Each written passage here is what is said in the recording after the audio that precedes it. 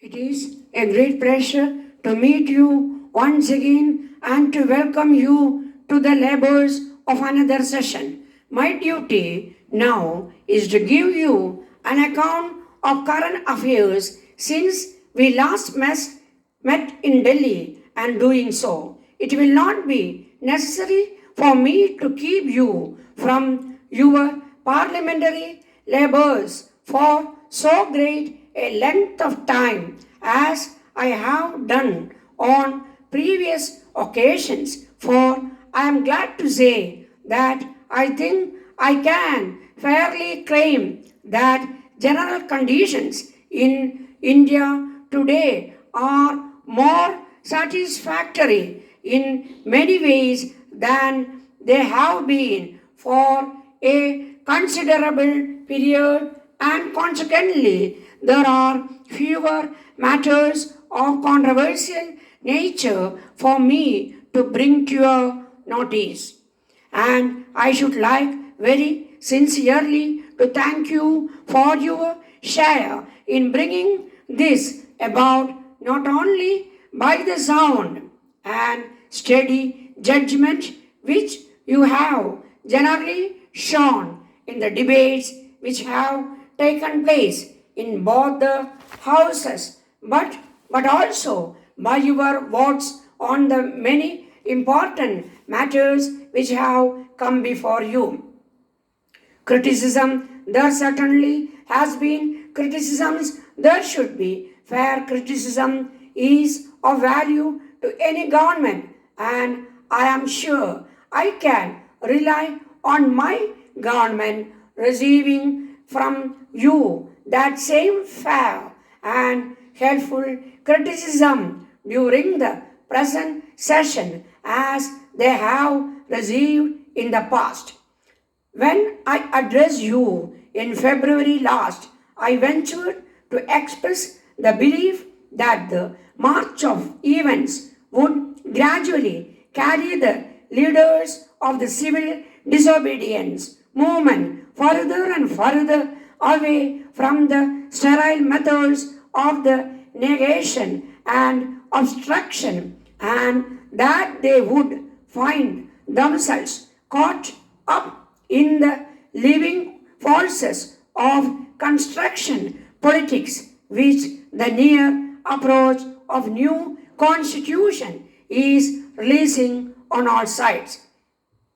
I think that what has happened during the last few months has borne out that belief. It is true that civil disobedience still maintains a precarious existence through the personal influence of its author, but the popular judgment has really discarded it, and the pathway to the happier conditions is broadening out before us. The minds of men and women are turned in the direction of constructive word rather than of continuing an unmeaning struggle.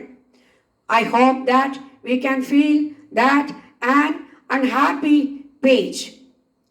in the history of the country has been turned over, and that advanced political thought in India can henceforth address itself to the problems of the future.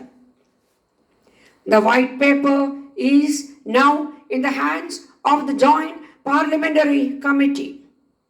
In terms of reference, charge the committee with the momentous responsibility of considering the future government of India, in particular of examining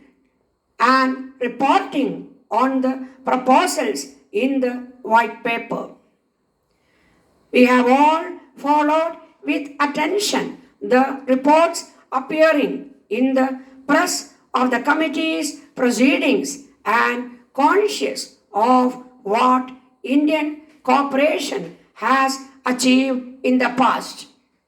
I rejoice to think that Indian opinion is again given the fullest opportunity to make itself felt at this last and formative stage when the work that has been done comes finally before Parliament for decisions to be taken.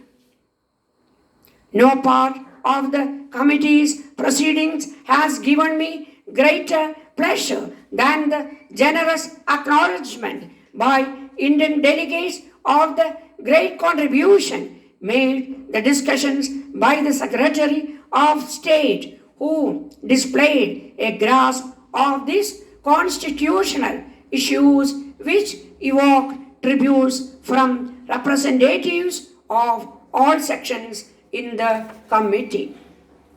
Dear sirs, we like to introduce ourselves as the dealers in the electrical and electronic engineering equipments. We have established our company a decade ago in a small room, but within a period of 10 years, we have considerably improved our business in quantity and quality. We have presently more than 50 staff working for us, and our company is being represented in most of the states in India by our representatives. We came to know that you are inviting dealership from reputed electrical and electronic engineering concerns to handle your company's products in our state.